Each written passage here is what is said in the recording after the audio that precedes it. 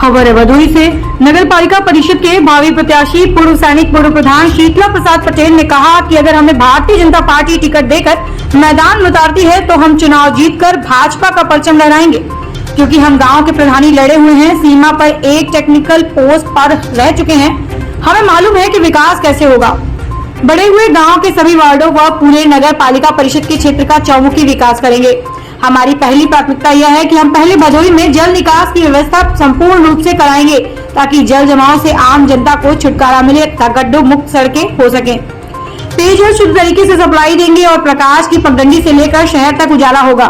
उन्होंने कहा कि यदि परसीमन में पुरुष न होकर अगर महिला हुई तो मैं अपनी पत्नी वंदना पटेल को मैदान में उतारूंगा, क्योंकि सैनिक का इरादा अटल है, सैनिक मैदान से कभी हटता नहीं है। उन्होंने कहा कि भदोही में बुनकरों की सभी समस्या है, उनके समाधान के लिए भी मैं एक एनजीओ के तहत कार्य करूंगा। उनके बच्चों के लिए अस्पताल, बिजली, पानी, शिक्षा व्यवस्था कराने की लड़ाई लड़ता रहूंगा, उनकी व्यवस्था करके ही रहूंगा। जनता से अनुरोध करता हूं कि मुझ जैसे स्वच्छ छवि ईमानदार प्रत्याशी को अगर जनता जीत दिलाती है तो मेरा वादा है कि एक भी काम नहीं छूटेगा, सबका साथ सबका विकास होगा। उन्होंने बताया कि जनता की मांग पर मैं मैदान में उतरूंगा और अंतिम सांस तक लड़ता रहूंगा। भदोही से आजाद खान बापू की रिपोर्ट। एक्सप्रेस न्यूज में आपका स्वागत है। मैं हूँ आजाद बापू और हमारे साथ जुड़ रहे हैं जो नगर पालिका परिषद के भावी प्रत्याशी हैं और उनकी पत्नी भी प्रत्याशी के रूप में है। अब ये देखना है कि टिकट किसको मिलता है, मैदान में कौन उतरेगा, लेकिन सब लोग अपने अपने दांव लगा रहे हैं। शीतला प्रसाद जी हमारे साथ जुड़ रहे हैं। शीतला प्रसाद पटेल जी, आप परिचय अपना दीजिए। धन्यवाद महोदय। एक्सप्रेस न्यूज व देश के समस्त चैनलों का धन्यवाद आभार करता हूँ। महोदय, मैं ग्राम लखनपुर फैबानपुर का निवासी था।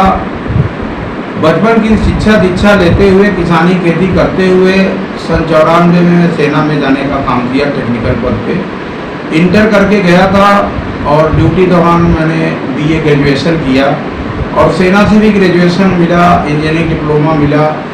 आफ्टर रिटायरमेंट मेडिकल ग्राउंड पे रिटायरमेंट लेने के बाद मैं वापस गांव में आया तो ग्राम प्रधान बना, जन सेवा करते रहा और साथ के साथ मैंने क्लास भी लिया, DMLT कोर्स किया।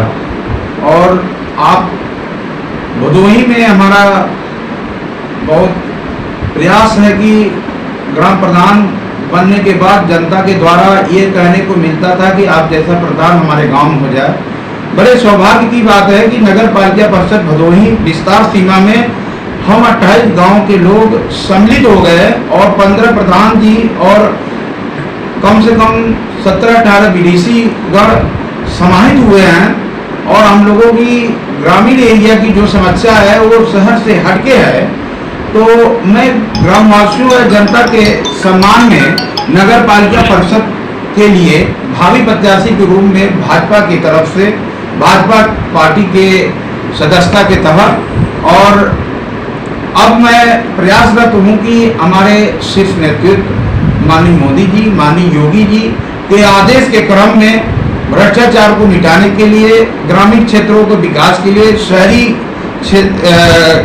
शहर के अंदर का समस्या का निदान करने के लिए स्टेशन रोड का जो जल भराव होता है, जगह जगह जितनी तालाब है और मलिन बस्तियों में ऐसी व्यवस्था है कि जल निकासी की समस्या है, रोड नाली की स्थिति जर्जर है, विकास कमीशन में समाहित हो जाता है।